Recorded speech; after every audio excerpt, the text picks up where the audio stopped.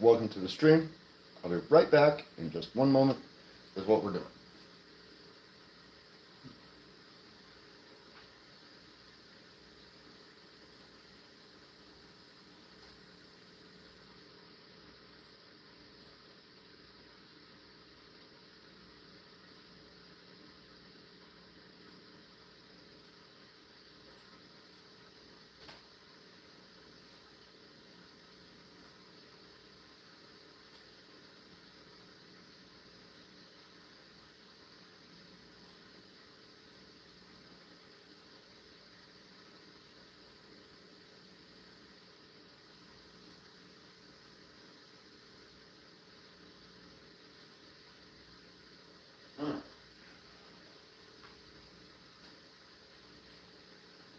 Alright, so hello everyone.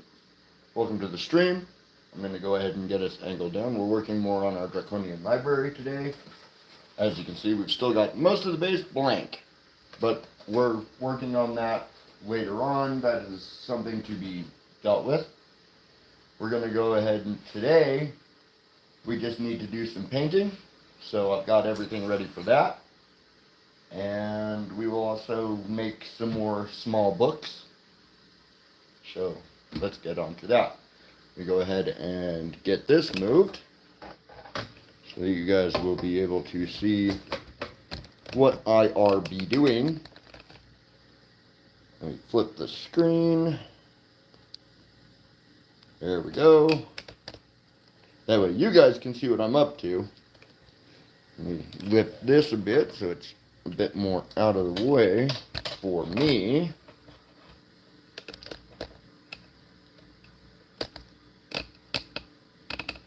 And that way, y'all will be able to see. Whoa! Stop extreme close-up. There we go. I think you guys can see that pretty well now. Let's kind of move it a bit.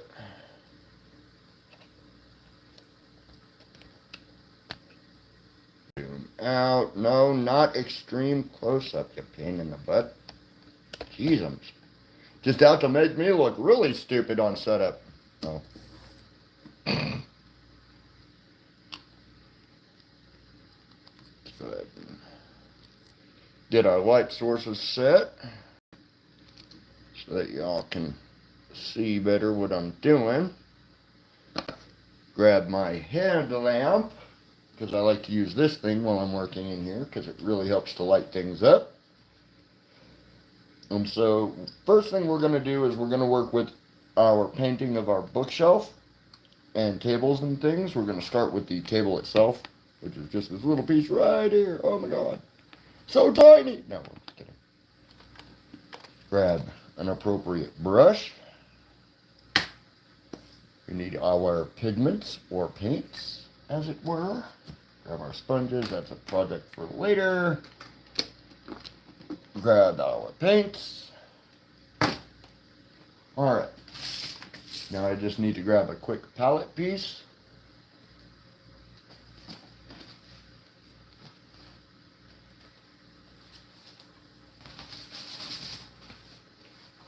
Painter's palette.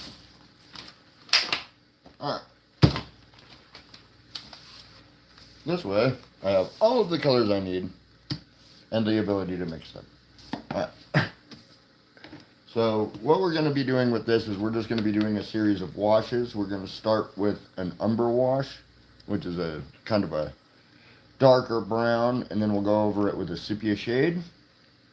So we're just going to want to put a little bit of that onto there. And we'll just soak some of that into the brush. We just want to take the wash over it like this. And this will give it its first nice dark layer of wash, which we will use a sponge to pull off of the top layer later on. And the reason you want to go across like this with the wash is so that it gets into all the darker cracks and bits that you want to show through. And then you just take a sponge like this. You just over the top of it so it soaks some of that up. leaving a majority in the cracks and giving it a kind of a mottled look. And you just want to keep doing that over all of it. Now we do have some metal bolts here on the ends, which we will paint with some of the brass copper paints that we have. I just want to kind of get this into all the areas real fast. Then we will let this dry. We will move on to getting our next layers of washes and painting onto the alchemy table.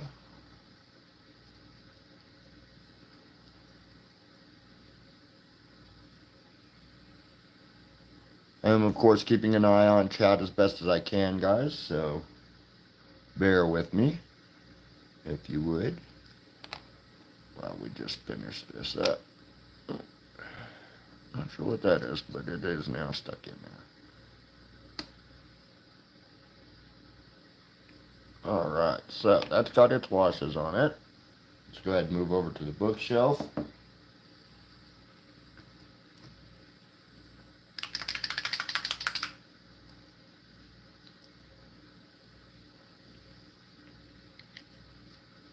And for this, we're going to be using a mix of this burlap sack and a little bit of this rusted metal that I have. And this stuff is great for a lot of different things. And we're just going to add just a little bit of some sepia shade.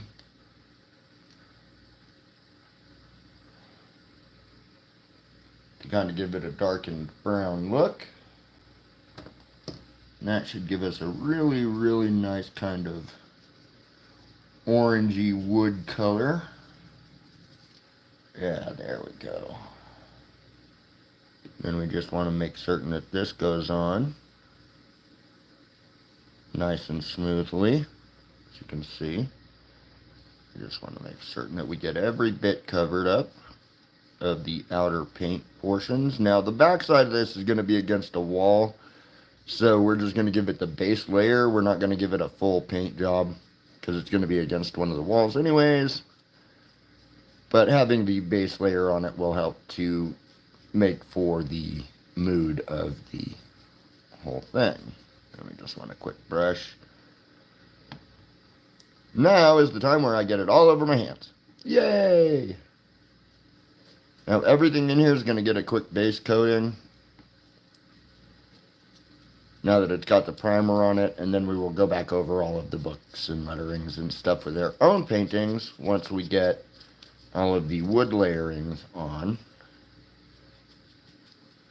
But first, we got to get the base layer of color for all of it on. So that's what we're going to do right now. Thank you all for those who have currently joined me. I'm so glad that you are here today. You guys are absolutely amazing, and I want you guys to know that.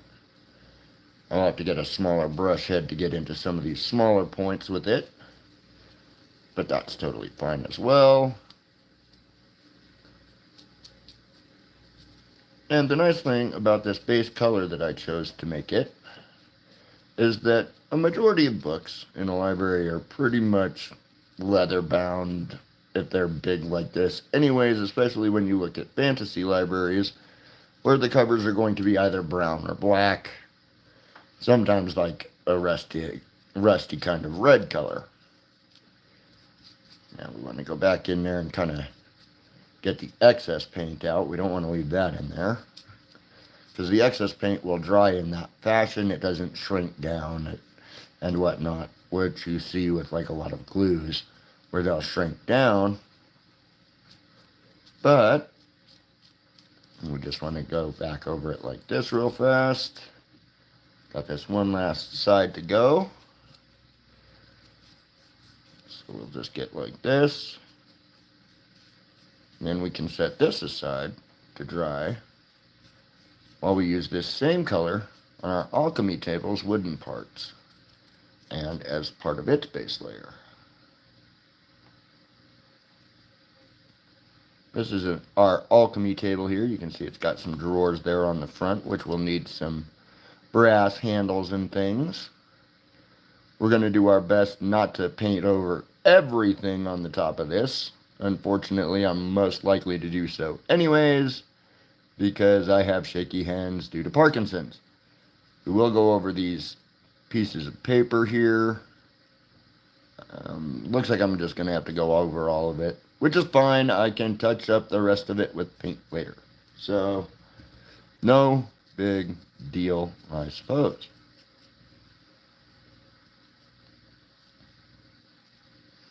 Looks like we had somebody leave. Aww. Oh well.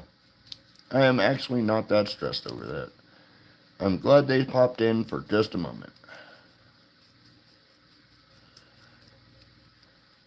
And I am capable of seeing chat as it pops up, so I am paying quite close attention. If I do miss something, I apologize. Just repeat it a few times. I'm sure I'll see it.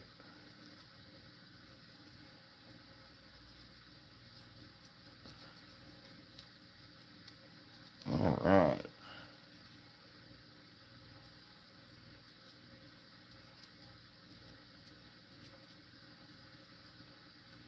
We're just going to go ahead and finish this base coat here up. And then we can move to making a terracotta color to go over the planters that we made in the last episode. Wow, my voice only cracked like I was in high school again. Jeez.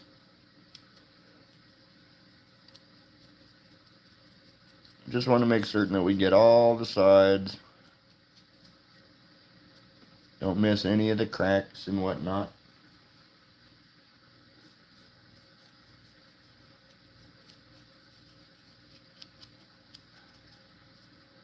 Even though this backside will be against the back wall, you can see here it's got a little ridge that's going to go around. So we want to do a little bit of some painting back here, just like we did with the bookshelf. And we just want to go over it like so, making certain to get every part of it that we can, and now we can let that dry. So our next color set that we're going to want to do is going to be a terracotta color set, and for this I want to use a dry pigment set instead of a wet pigment set. So while those dry, we can slide this over so you guys can see what we're going to be doing on this side. So we're going to be turning these kind of a terracotta color. And so for that, we're going to need a few different things. We're going to need a natural oxide. Let's see here. Natural brown oxide. And we're going to need a little bit of a reddish color.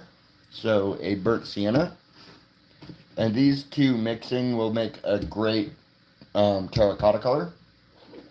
So we will take a bit of our color palette here that we have that is capable of it for our dry pigment mix. We're going to take just a little bit of this natural brown oxide, which I like to use for like dirt because it makes for a great natural dirt color. I know it's harder to see that because it's kind of off to the edge there, so I do apologize for that. There we go, there's my bright light. Ooh.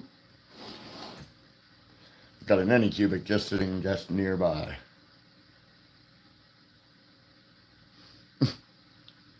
You're totally fine. You're totally fine. It happens. It absolutely happens. And I'm not stressed over it. So, don't worry about it. I don't know why everybody stresses over being late. You're fine. As long as you show up, that's all that matters, isn't it? And even if you don't show up, even then it doesn't matter. It's totally fine. So we've got this nice terracotta mix that I'm working on for color. And as you can see with the mix of the brown oxide and the natural burnt sienna look, that looks very much like exactly what I want it to. And so we're just going to start brushing this across here, like so.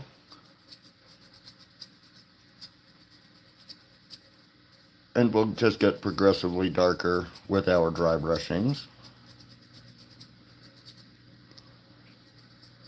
And you'll notice that the color will look different on the whiter background here compared to, say, like if I were to put it onto the actual dirt. But we want this to look like a terracotta, which is what we're trying for right now. And this will actually color into a nice terracotta color, guys. So, as you can see, it already is starting to look a bit like terracotta, which is what we want. We want it to look like a terracotta pot. So we just get this nice and around it and into all these areas here. That's right. And as long as I'm having fun, then you all start having fun. You know? Because that's just kind of how fun works. It's like a disease, it's catching. And we can use this same one on the dirt here, and you'll notice it's going to make that look much more like a natural dirt instead of like the terracotta pot beneath it. Now with the dirt, we're going to go back over it with a couple of different shades later on. But for now, getting a nice base layer of color onto it, like this.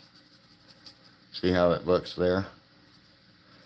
And so we're just getting that nice little base layer of terracotta coloring onto everything.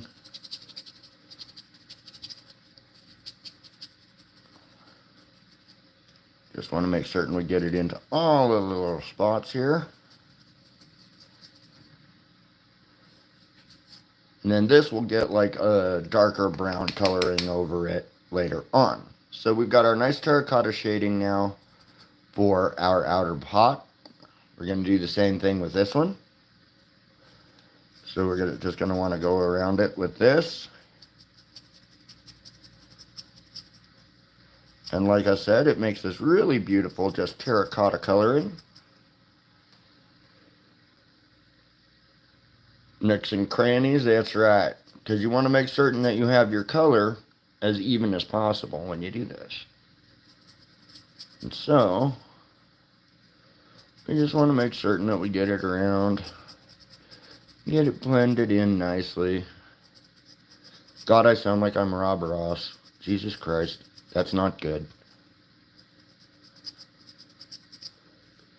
Then again, Rob Ross was a really cool dude. He was also probably the world's biggest pothead, but that's besides the point. I guess you would kind of have to be if you worked doing nothing but painting on TV, on PBS, your whole life. But that's his choice. I don't condone that kind of thing necessarily. I may live in Colorado. That does not mean that I condone that.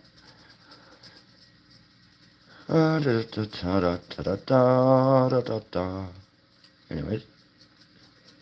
Now we won't want to get back over the dirt with this again, just like we did on the last one. Oh, of course. You know, color blends are very specific to all kinds of things, including dioramas and painting, especially when you're using, specifically in this case, dry pigment paint. All right. We've got our nice terracotta pots.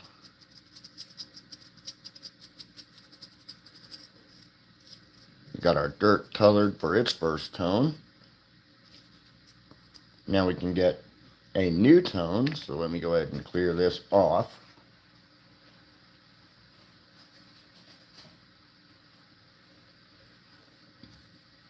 Luckily, we can use this base tone along with a darker tone. In this case, we're going to be using this Van Dyke Brown. I don't know why they call it that unless it's to match Dick Van Dyke's hair color. I mean, that would be a rather strange thing. I doubt that I'm going to need that much of that. So let's put some of that back.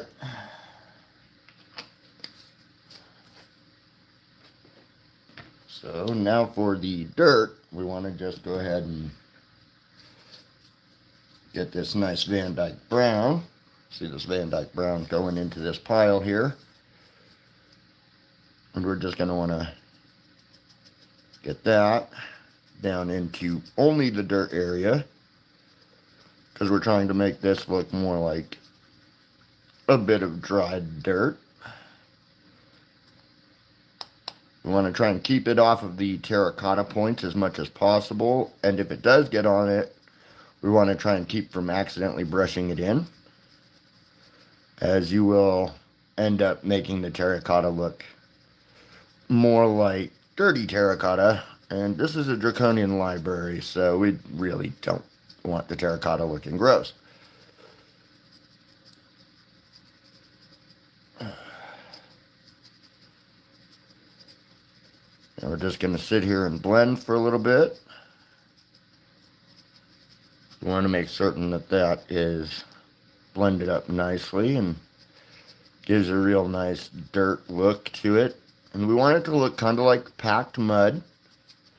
So as you can see, I'm going over it rather repetitively with the brush. This is to give it a nice polishing, to make it look like a nice bit of wet mud. We're just making certain it gets around this tree.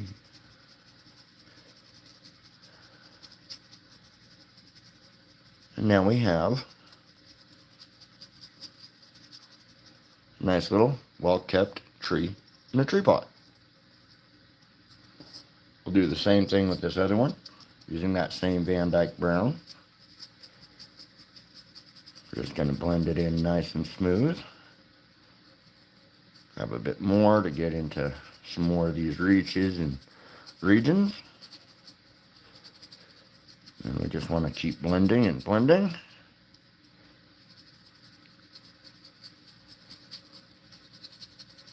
Until we get that same really nice muddy dirt kind of color to it. Later on I will add a lip to these so that they have this really nice kind of planter look to them, but that will be after they get attached, of course, to the walls. But for now, we're just trying to get this nice and blended in.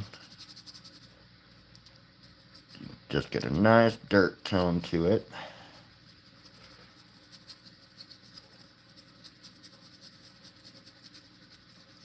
And I'm always amazed to see how each color blends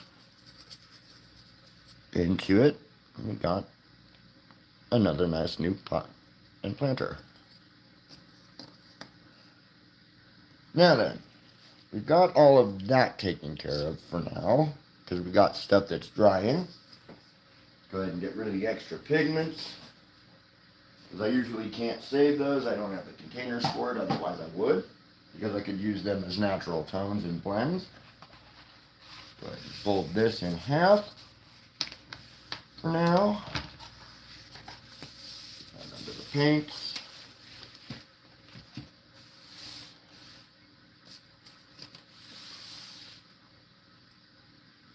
Got in water to get the paint tones out of there.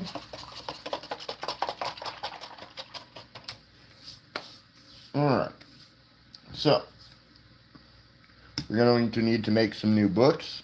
I've got some pre-cut pieces of foam already. So as you can see, we're going to have one very thick book again.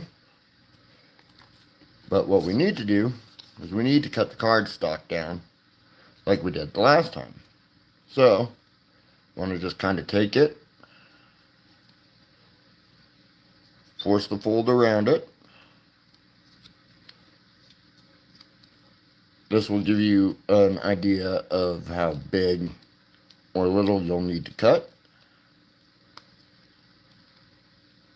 You want to always make certain that you have it as even as you can get it when it comes to making miniature books, because even a little bit off and it's going to look weird, and that's not what you want. But then we now know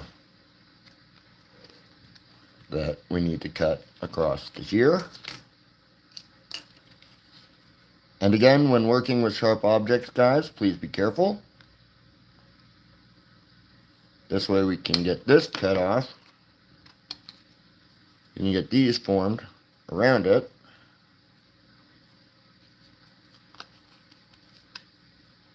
Like again. But now that it's cut free, we can get our exact dimension for this side. And then just cut right along it. Just set that down like so.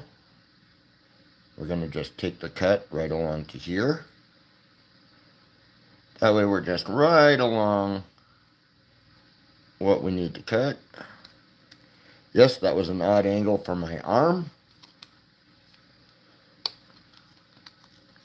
Just need that to come down past where we're going to be cutting the opposite direction. Then we just cut right across. Now all we have to do is glue it into place. Start by adding the glue binding, this is actually how a lot of books are made, is they start with a binding of glue. So we just want to take that, want to get these as evened out as possible. And then we just get them moved into place as best as we can.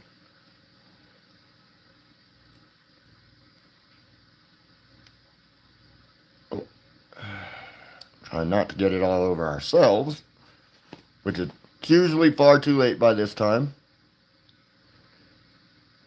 because I've usually gotten it all over myself and everything else I own, usually within the first 3 to 5 minutes. But now that those are into place, we can put a little bit of the same foam safe super glue. Now this is foam safe super glue, guys. I just want to point that out. I'm going to pull that bead across the other pages. Then we're going to do the same thing with this side.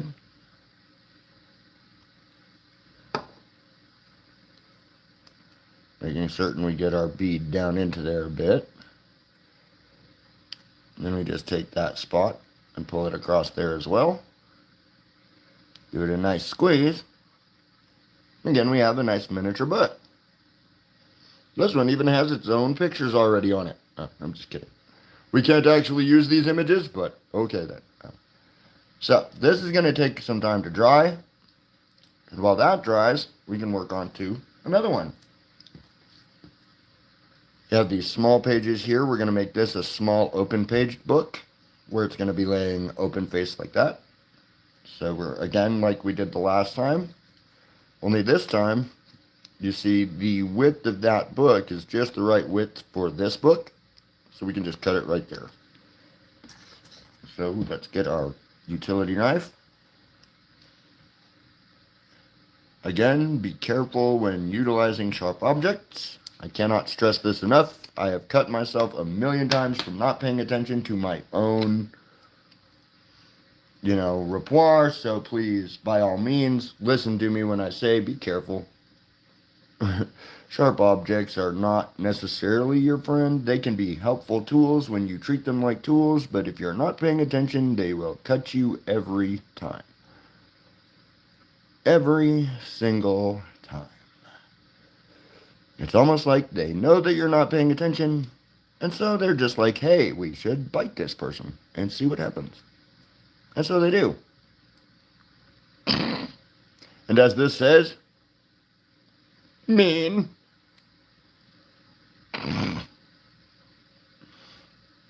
I know, I'm goofy, you guys. I apologize. Now that we've got this one's base shape, we can do the same thing we did the last time, but this time, since we want it to be an open-faced book, we're just going to start doing it like this. Get our one page on there first.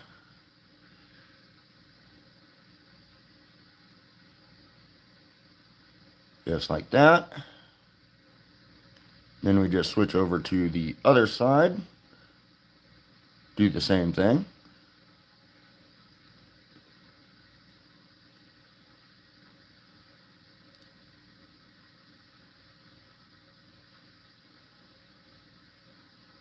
And this gives us a partially open book. Now we already have one of these that sits like this, that I fully painted up the outer case of. So you can see here it has its little front book cover. It's got this little side banding here. I don't know if you guys can really see that well, but there's the cover of it. There's its side banding, and then of course, like any good book, it's got a description of the book on the back there.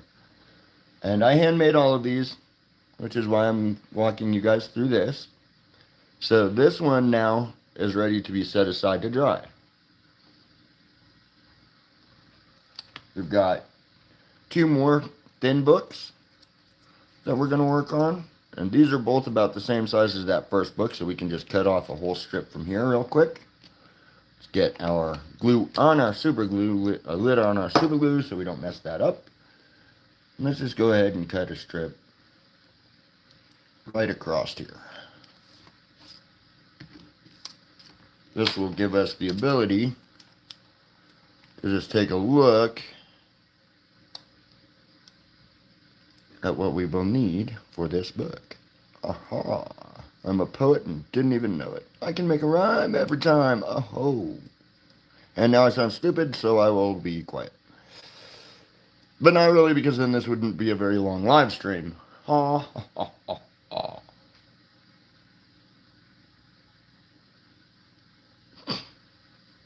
I'm glad you enjoyed that joke. I didn't, but that's okay, because I don't enjoy anything anymore. No, I'm just kidding. I enjoy a far lot more than I say. Yes, we'll call it that. At least it's not part of my arm. That would look really, really weird. To have silliness as part of your anatomy. I don't think I could handle it. It would just be too strange. Alright, now I've got a bead of super glue in there that I'm moving around a bit. We're just going to stick that in there. Then we can squeeze together. And poof. Another new book. The nice thing about miniature books, they're very easy to make. You'll also get super glue all over yourself, but you know, when you work this kind of craft, you kind of learn to expect it. Now we've got a bit of excess overhang on this book, which is totally fine. We just cut right through the overhang spot. Removing it. Flip it over to finish out the cut here. And 3 more miniature books done. Isn't that beautiful? And so, we've got 1 more book, and it just happens to fit this spot pretty much. So we're just going to cut a thin line off of there. Like, no, get off me. Alright, like so. Allowing us to get this piece pulled out of the way. We can cut this off to here, because this is all now waste product. We take our book, and again we want to fold in half. This one can have a slightly rounded binding, because it's going to be a bit flatter. So we just use our nail like so to push the binding down.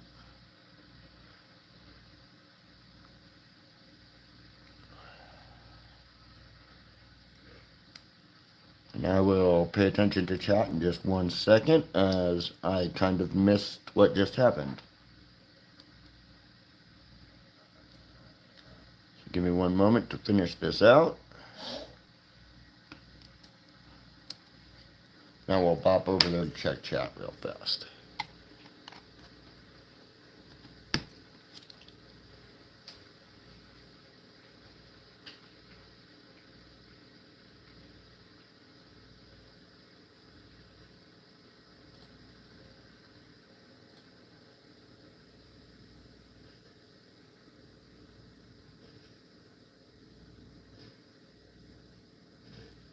Hey Joe, it's good to see you. Glad you're here. Thanks for joining me today.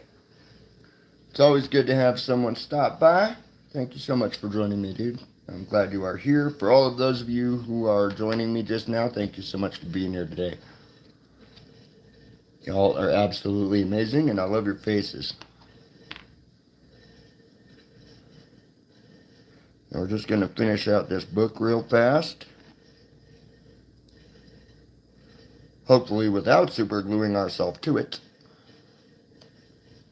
Which is going to happen likely anyways. I have super glued myself to a million projects before, like I'm starting to do now.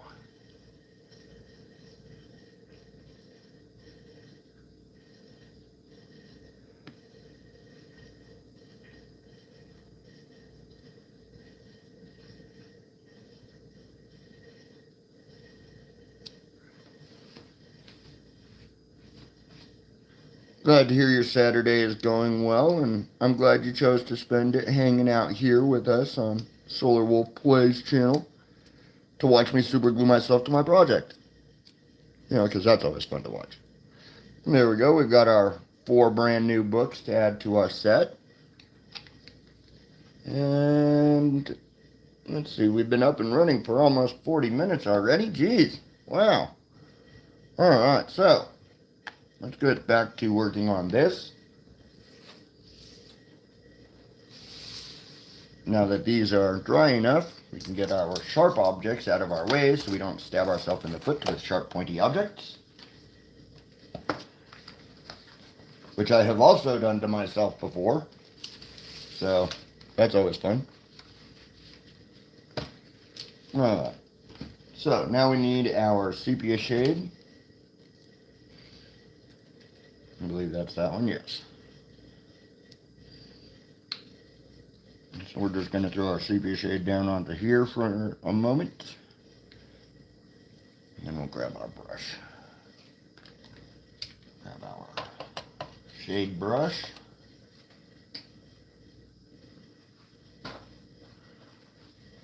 Which we will then dry out as best as we can on a paper towel. Alright, let's get that out of the way. So now we're just going to take this sepia shade. We just want to kind of run it gently over this as if we were varnishing the table.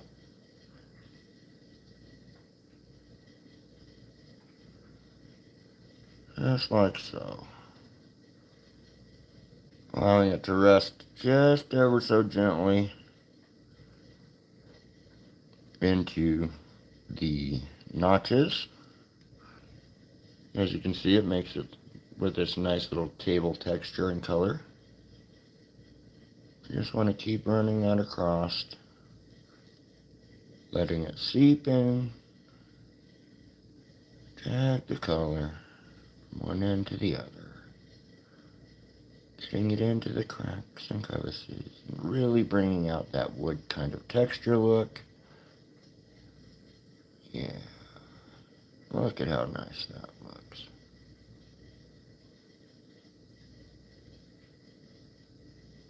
Just want to take a little bit off of these edges here. We've got that nice little wooden color there. Doesn't that look beautiful, folks? Now we're going to go ahead and do the same thing back here to the back, so it can do the same kind of resting behavior.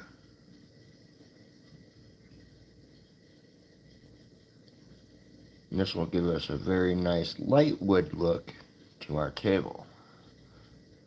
Because I want the table to be a slightly lighter wood than the rest of the furniture in the display. You just want to make certain we get that same sepia shade into everything here. I can grab it by that side. Just want to get it into all of these different spots here from top to bottom. Yes, that is correct. Pointy objects equal ouchies. And sharp objects equal long cuts. And, you know, the usual strawberry jam incident all over your workbench. And nobody likes strawberry jam on their workbench. Oh my goodness, you guys. I have so much fun doing this. I'm so glad to bring you along with this journey. This is just my hobby and I enjoy the heck out of it. And I'm so glad you guys enjoy coming along for the ride. Because it's always fun to have friends along when you're doing something fun and being silly. At least that's my opinion. And people don't have to like my opinion. It's still my opinion. Life is too short not to have fun. So I say, have at it. Now we're going to take this same sepia shade and we're going to go over all the wood paneling of this with it.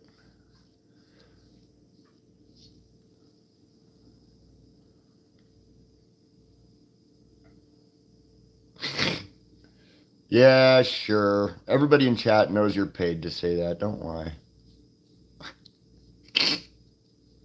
Couldn't even keep a straight face saying that. I'm so full of crap.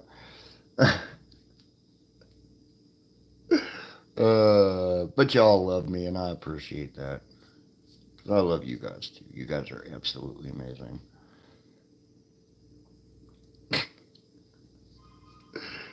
At least you're not one of those people who's paid to be my friend. Yes, sometimes, guys, I have to pay people to be my friend. That's beside the point, too. Alright, so this is going to have a nice mahogany look, and after we are done with this, I'm going to have to finish up the video. Or stream in this case. I apologize on that, guys. But I believe that my patient is getting up, and so that means that it is time to finish up. Luckily, we're also almost done with this. So, we will save the alchemy bench for next time.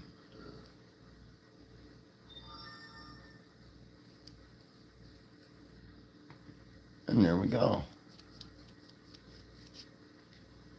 Nice mahogany bookshelf. Doesn't that just look gorgeous?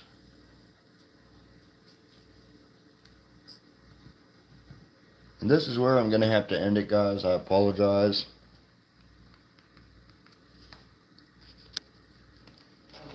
So, I am sorry that I have to end it here. You guys have been absolutely amazing. I love you guys so much. Thank you so much for joining me today, you guys. I'm sorry it had to be a bit of a shorter one, but I woke up late, so it is on me. So blame this idiot. Blame this stupid right here. You know, big letters, stupid. STOOOOOOOPID. Anyhow, thank you so much for joining me, guys. I'm bumping my camera again because I'm an idiot. I love you guys. Bye.